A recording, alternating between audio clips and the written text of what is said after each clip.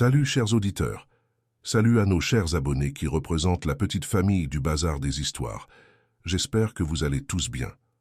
Avant de commencer, n'oubliez pas de vous abonner à notre chaîne pour nous soutenir. Merci à vous. Il était une fois un père qui avait 2 fils. Le premier était réfléchi et intelligent. Il savait se tirer de toute aventure. Le cadet, en revanche, était sot, incapable de comprendre et d'apprendre. Quand les gens le voyaient, ils disaient « Avec lui, son père n'a pas fini d'en voir. » Quand il y avait quelque chose à faire, c'était toujours à l'aîné que revenait la tâche, et si son père lui demandait d'aller chercher quelque chose, le soir ou même la nuit, et qu'il fallait passer par le cimetière ou quelque autre lieu terrifiant, il répondait « Oh non, père, je n'irai pas, j'ai peur !» car il avait effectivement peur. Quant à la veillée, on racontait des histoires à donner la chair de poule. Ceux qui les entendaient disaient parfois « Ça me donne le frisson !» Le plus jeune des fils, lui, assis dans son coin, écoutait et n'arrivait pas à comprendre ce qu'il voulait dire. Ils disent toujours « Ça me donne la chair de poule, ça me fait frissonner. » Moi, jamais. Voilà encore une chose à laquelle je ne comprends rien. Il arriva qu'un jour son père lui dit « Écoute voir toi, là dans ton coin. Tu deviens grand et fort. Il est temps que tu apprennes à gagner ton pain.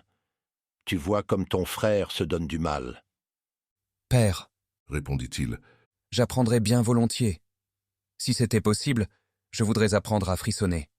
C'est une chose que j'ignore totalement. » Lorsqu'il entendit ces mots, l'aîné des fils songea. « Seigneur Dieu, quel crétin que mon frère, il ne fera jamais rien de sa vie. » Le père réfléchit et dit « Tu apprendras bien un jour à avoir peur, mais ce n'est pas comme ça que tu gagneras ton pain. » Peu de temps après, le bedeau vint en visite à la maison. Le père lui conta sa peine et lui expliqua combien son fils était peu doué en toutes choses. « Pensez voir. Quand je lui ai demandé comment il ferait pour gagner son pain, il a dit qu'il voulait apprendre à frissonner. »« Si ce n'est que ça, répondit le bedeau, je le lui apprendrai, confiez-le-moi. » Le père était content, il se disait « On va le dégourdir un peu. » Le bedeau l'amena donc chez lui et lui confia la tâche de sonner les cloches. Au bout de quelque temps, son maître le réveilla à minuit et lui demanda de se lever et de monter au clocher pour carillonner. « Tu vas voir ce que c'est que d'avoir peur, » songeait-il. Il quitta secrètement la maison, et quand le garçon fut arrivé en haut du clocher, comme il s'apprêtait à saisir les cordes, il vit dans l'escalier, en dessous de lui, une forme toute blanche. « Qui va là ?» cria-t-il. L'apparition ne répondit pas, ne bougea pas. « Réponds !» cria le jeune homme. « Ou bien décampe, tu n'as rien à faire ici. » Le bedeau ne bougeait toujours pas. Il voulait que le jeune homme le prît pour un fantôme. Pour la 2e fois, celui-ci cria « Que viens-tu faire ici? Parle si tu es honnête homme, sinon je te jette au bas de l'escalier. » Le bedeau pensa. il n'en fera rien. Il ne répondit pas et resta sans bouger, comme s'il était de pierre. Alors le garçon l'avertit pour la 3e fois, et comme le fantôme ne répondait toujours pas, il prit son élan et le précipita dans l'escalier. L'apparition dégringola d'une dizaine de marches et resta là allongé. Le garçon fit sonner les cloches, rentra à la maison, se coucha sans souffler mot et s'endormit. La femme du bedeau attendit longtemps son mari, mais il ne revenait pas. Finalement, elle prit peur, réveilla le jeune homme et lui demanda « Sais-tu où est resté mon mari? Il est monté avant toi au clocher. » »« Non, répondit-il. Je ne sais pas. Mais il y avait quelqu'un dans l'escalier, et comme cette personne ne répondait pas à mes questions et ne voulait pas s'en aller, je l'ai prise pour un coquin et l'ai jetée au bas du clocher. Allez-y, vous verrez bien si c'était votre mari. Je le regretterai. » La femme s'enfuit en courant et découvrit son mari gémissant dans un coin, une jambe cassée. Elle le ramena à la maison, puis se rendit en poussant de grands cris chez le père du jeune homme. « Votre garçon a fait des malheurs, » lui dit-elle. « Il a jeté mon mari au bas de l'escalier. Il s'est cassé une jambe, débarrassé notre maison de ce vaurien. » Le père était bien inquiet. Il alla chercher son fils et lui dit « Quelles sont ces façons, mécréant? C'est le diable qui te les inspire. » « Écoutez-moi, père, répondit-il. je suis totalement innocent. Il se tenait là, dans la nuit, comme quelqu'un qui médite un mauvais coup. Je ne savais pas qui c'était, et par 3 fois, je lui ai demandé de répondre ou de partir. Ah, dit le père. tu ne me feras que des misères. Disparais. Volontiers, père. Attendez seulement qu'il fasse jour. Je voyagerai pour apprendre à frissonner. Comme ça, je saurai au moins faire quelque chose pour gagner mon pain. Apprends ce que tu veux. Dit le père. Ça m'est égal. Voici 50 talents. Va par le monde, et surtout ne dis à personne d'où tu viens et qui est ton père. Qu'il en soit fait selon votre volonté, père. Si c'est là tout ce que vous exigez, je m'y tiendrai sans peine.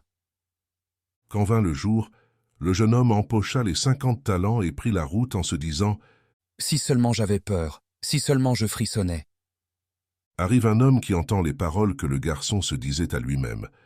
Un peu plus loin, à un endroit d'où l'on apercevait des gibets, il lui dit « Tu vois cet arbre?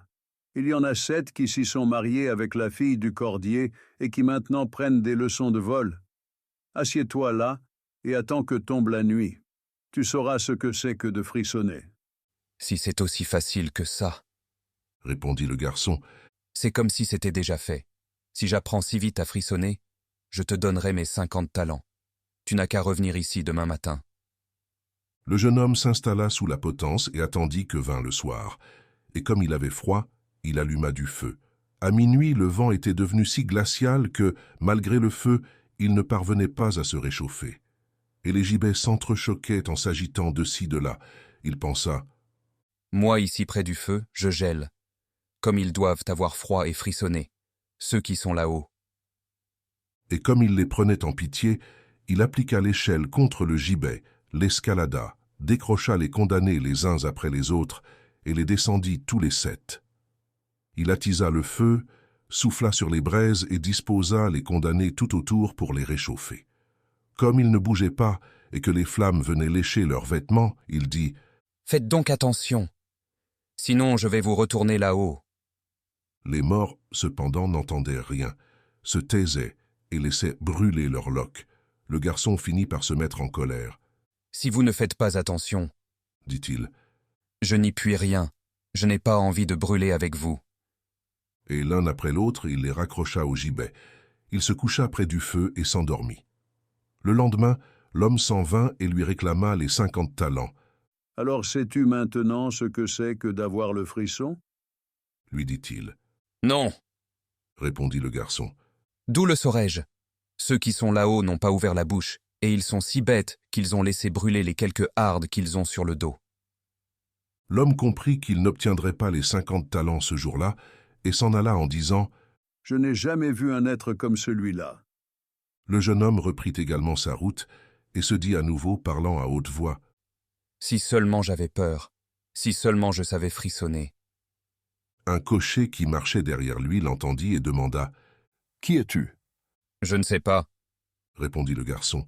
Le cocher reprit « D'où viens-tu » ? ?»« Je ne sais pas. » rétorqua le jeune homme. « Qui est ton père » ? ?»« Je n'ai pas le droit de le dire. »« Que marmonnes-tu sans cesse dans ta barbe » ? ?»« Hé !» répondit le garçon. « Je voudrais frissonner, mais personne ne peut me dire comment j'y arriverai. »« Cesse de dire des bêtises et viens avec moi » dit le cocher. Le jeune homme accompagna donc le cocher, et le soir ils arrivèrent à une auberge avec l'intention d'y passer la nuit. En entrant dans sa chambre, le garçon répéta à haute et intelligible voix « Si seulement j'avais peur, si seulement je savais frissonner. » L'aubergiste l'entendit et dit en riant « Si vraiment ça te fait plaisir, tu en auras sûrement l'occasion chez moi. » « Tais-toi donc, » dit sa femme. À être curieux, plus d'un a déjà perdu la vie, et ce serait vraiment dommage pour ses jolis yeux s'il ne devait plus jamais voir la lumière du jour. Mais le garçon répondit « Même s'il fallait en arriver là, je veux apprendre à frissonner. C'est d'ailleurs pour ça que je voyage. » Il ne laissa à l'aubergiste ni trêve ni repos, jusqu'à ce qu'il lui dévoilât son secret. Non loin de là, se trouvait un château maudit, dans lequel tu pourrais certainement apprendre ce que c'était que d'avoir peur, en y passant seulement 3 nuits. Le roi avait promis sa fille en mariage, à qui tenterait l'expérience, et cette fille est la plus belle qu'on eût jamais vue sous le soleil. Il y a aussi au château de grands trésors gardés par de mauvais génies dont la libération pourrait rendre un pauvre très riche. Bien des gens étaient déjà entrés au château, mais personne n'en était jamais ressorti. Le lendemain, le jeune homme se rendit auprès du roi. « Si vous le permettez, je voudrais bien passer 3 nuits dans le château. » Le roi l'examina et comme il lui plaisait, il répondit « Tu peux me demander 3 choses, mais aucune d'elles ne saurait être animée et tu pourras les emporter avec toi au château. » Le garçon lui dit alors « Eh bien, je vous demande du feu, un tour et un banc de ciseleur avec un couteau. » Le jour même, le roi fit porter tout cela au château. À la tombée de la nuit, le jeune homme s'y rendit, alluma un grand feu dans une chambre, installa le tabouret avec le couteau tout à côté et s'assit sur le tour. « Ah, si seulement je pouvais frissonner !» dit-il. « Mais ce n'est pas encore ici que je saurai ce que c'est. » Vers minuit, il entreprit de ranimer son feu, et comme il soufflait dessus, une voix retentit tout à coup dans un coin de la chambre. « Ouh, miaou, comme nous avons froid !»« Bande de fous !» s'écria-t-il. « Pourquoi hurlez-vous comme ça? Si vous avez froid, venez ici, asseyez-vous près du feu et réchauffez-vous. » À peine eut-il prononcé ces paroles que 2 gros chats noirs d'un bond formidable sautèrent vers lui et s'installèrent de part et d'autre du garçon en le regardant d'un air sauvage avec leurs yeux de braise. Quelque temps après, s'étant réchauffés, ils dirent « Si nous jouions aux cartes, camarades ?» « Pourquoi pas ?» répondit-il. « Mais montrez-moi d'abord vos pattes. » Les chats sortirent à leurs griffes. « Oh là !» dit-il. « Que vos ongles sont longs. Attendez, il faut d'abord que je vous les coupe. » Il les prit par la peau du dos, les posa sur l'étau et leur y coinça les pattes. « J'ai vu vos doigts, dit-il. J'en ai perdu l'envie de jouer aux cartes. » Et il les jeta par la porte dans l'eau d'un étang. À peine s'en était-il ainsi débarrassé que de tous les coins et recoins sortirent des chats et des chiens, tous noirs, tirant des chaînes rougies au feu. Il y en avait tant et tant qu'ils ne pouvaient leur échapper. Les chats et les chiens noirs criaient affreusement, dispersèrent les brandons du foyer, piétinèrent le feu, essayaient de l'éteindre. Tranquillement, le garçon les regarda faire un moment. Quand il en eut assez, il dit « Déguerpissez, bandits !» Une partie des assaillants s'enfuit, et il jeta l'autre partie d'eux dans l'étang. Puis il revint près du feu, soufflant sur les braises pour les ranimer, et se réchauffa. Bientôt, il sentit ses yeux se fermer et eut envie de dormir. Il regarda autour de lui et vit un grand lit, dans un coin. « Voilà ce qu'il me faut, » dit-il, et il se coucha. Comme il allait s'endormir, le lit se mit de lui-même à se déplacer et à le promener par tout le château. « Très bien, » dit-il. « Allez, plus vite !» Le lit partit de rechef comme s'il y avait une demi-douzaine de chevaux y étaient attelés, passant les portes, montant et descendant les escaliers. Et tout à coup, il versa sens dessus-dessous. Et le garçon se retrouva par terre avec comme une montagne par-dessus lui. Il se débarrassa des couvertures et des oreillers, se faufila de dessous le lit et dit « Que ceux qui veulent se promener se promènent. » Et il se coucha auprès du feu et dormit jusqu'au matin. Le lendemain, le roi s'en vint au château. Quand il vit le garçon étendu sur le sol, il pensa que les fantômes l'avaient tué. Il murmura « Quel dommage pour un si bel homme !» Le garçon l'entendit, se leva et dit « Je n'en suis pas encore là. » Le roi s'étonna, se réjouit, et lui demanda comment les choses s'étaient passées. « Très bien. Voilà une nuit découlée, les autres se passeront bien aussi. » Quand il arriva chez l'aubergiste, celui-ci ouvrit de grands yeux. « Je n'aurais jamais pensé que je te reverrais vivant. As-tu enfin appris à frissonner ?» dit-il. « Non, » répondit-il. « Tout reste sans effet. Si seulement quelqu'un pouvait me dire comment faire. » Pour la 2e nuit, il se rendit à nouveau au château, s'assit auprès du feu et reprit sa vieille chanson. Ah, si seulement je pouvais frissonner. À minuit, on entendit des bruits étranges. D'abord doucement, puis toujours plus fort, puis, après un court silence, un grand cri.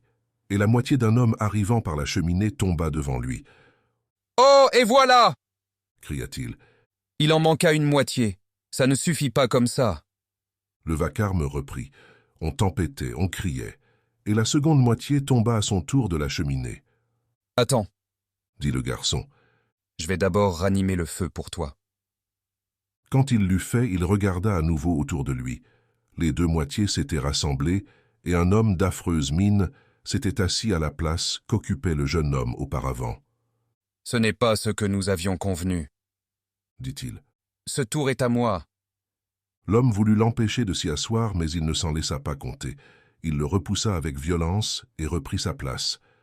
Beaucoup d'autres hommes se mirent alors à dégringoler de la cheminée, les uns après les autres, et ils apportaient 9 tibias et 9 têtes de mort, avec lesquelles ils se mirent à jouer aux quilles. Le garçon eut envie d'en faire autant. « Dites, pourrais-je jouer aussi ?»« Oui, si tu as de l'argent. » »« J'en ai bien assez, » répondit-il. « Allez, en avant, on va rire. » Il joua et perdit un peu de son argent. Quand sonna 1 heure, tout avait disparu. Au matin, le roi vint au renseignement. « Que t'est-il arrivé cette fois-ci » demanda-t-il.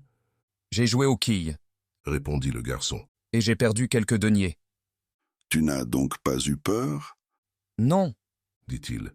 Je me suis amusé. Si seulement je savais frissonner. La 3e nuit, il s'assit à nouveau sur son tour et dit tristement. Si seulement je pouvais frissonner. Quand il commença à se faire tard, 6 hommes immenses entrèrent dans la pièce portant un cercueil. « Oh non !» dit le garçon. « Voilà sûrement mon petit cousin qui est mort il y a quelques jours seulement. » Du doigt, il fit signe au cercueil et s'écria « Viens, petit cousin, viens !» Les hommes posèrent le cercueil sur le sol, il s'en approcha et souleva le couvercle. Un mort y était allongé. Il lui toucha le visage. Il était froid comme de la glace. « Attends, » dit-il. « Je vais te réchauffer un peu. » Il alla près du feu, s'y réchauffa la main et la posa sur la figure du mort. Mais celui-ci restait tout froid. Alors il le sortit du cercueil, s'assit près du feu et l'installa sur ses genoux en lui frictionnant les bras pour rétablir la circulation du sang. Comme cela ne servait à rien, il porta le cadavre sur le lit et le recouvrit de couverture. Au bout d'un certain temps, le mort se réchauffa et commença à bouger. « Tu vois, petit cousin, » dit le jeune homme. « Ne t'ai-je pas bien réchauffé ?» Mais le mort alors se leva et s'écria « Maintenant, je vais t'étrangler. »« De quoi ?» dit le garçon. « C'est comme ça que tu me remercies. Retourne au cercueil alors. » Il le ceintura et le jeta dans le cercueil en refermant le couvercle. Les 6 hommes arrivèrent alors et l'emportèrent. « Je ne réussis pas à frissonner, » dit-il. « Ce n'est décidément pas ici que je l'apprendrai. » À ce moment précis entra un homme plus grand que tous les autres et qui avait une mine effrayante. Il était vieux et portait une longue barbe blanche. « Pauvre diable, » lui dit-il. « Tu ne tarderas pas à savoir ce que c'est que de frissonner. Tu vas mourir. » « Pas si vite, » répondit le garçon. « Pour que je meure, il faudrait d'abord que vous me teniez. »« Je finirai bien par t'avoir, » dit le monstrueux bonhomme. « Tout doux, ne te gonfle pas comme ça. Je suis aussi fort que toi, et même bien plus fort. »« C'est ce qu'on verra, » dit le vieux. « Si tu es plus fort que moi, je te laisserai partir. Viens, essayons. » Il le conduisit par un sombre passage dans une forge, prit une hache et d'un seul coup enfonça une enclume dans le sol. « Je ferai mieux, » dit le jeune homme en s'approchant d'une autre enclume. Le vieux se plaça à côté de lui, laissant pendre sa barbe blanche. Le garçon prit la hache, fendit l'enclume d'un seul coup et y coinça la barbe du vieux. « Et voilà, je te tiens, » dit-il. Il saisit une barre de fer et se mit à rouer de coups le vieux jusqu'à ce que celui-ci éclatât en lamentations et le supplia de s'arrêter en lui promettant 1000 trésors. Le jeune homme débloqua la hache et libéra le vieux qui le reconduisit au château et lui montra dans une cave 3 caisses pleines d'or. « Il y en a une pour les pauvres, une pour le roi, et la 3e sera pour toi, » lui dit-il. Sur quoi 1 heure sonna et le méchant esprit disparut. Le garçon se trouvait au milieu d'une profonde obscurité. « Il faudra bien que je m'en sorte, » dit-il. Il tâtonna autour de lui, retrouva le chemin de sa chambre et s'endormit auprès de son feu. Au matin, le roi arriva et dit « Alors as-tu appris à frissonner ?» ?»« Non, répondit le garçon. Je ne sais toujours pas. J'ai vu mon cousin mort et un homme barbu est venu qui m'a montré beaucoup d'or. Mais personne ne m'a dit ce que signifie frissonner. » Le roi dit alors « Tu as libéré le château de ces fantômes. Alors, tu épouseras ma fille. » »« Bonne chose, répondit-il. Mais je ne sais toujours pas frissonner. » On alla chercher l'or et les noces furent célébrées. Mais le jeune roi continuait à dire « Si seulement j'avais peur, si seulement je pouvais frissonner. » La reine finit par en être contrariée. Sa camériste dit « Faites-moi confiance, je vais l'aider à frissonner. Oui, je vais l'aider à frissonner. » Elle se rendit sur les bords du ruisseau qui coulait dans le jardin et se fit donner un plein seau de goujon. Durant la nuit, alors que son époux dormait, la princesse retira les couvertures et versa sur lui l'eau et les goujons. Si bien que les petits poissons frétillaient tout autour de lui, il s'éveilla et cria « Oh, comme je frissonne, chère femme! Oui, maintenant je sais ce que c'est que de frissonner. » Mes amis, je suis profondément inspiré par les paroles de Steve Harvey concernant le monstre que nous créons en nous-mêmes et que nous appelons simplement peur. Il dit « Parfois, la vie nous met au défi de faire face à nos plus grandes peurs pour atteindre nos plus grands succès. C'est lorsque nous sommes prêts à affronter l'inconnu avec courage et détermination que nous découvrons notre véritable potentiel. Ne laissez jamais la peur vous empêcher de poursuivre vos rêves.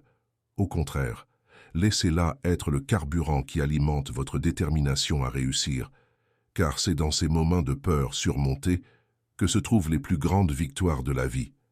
Merci pour votre écoute et à la prochaine fois.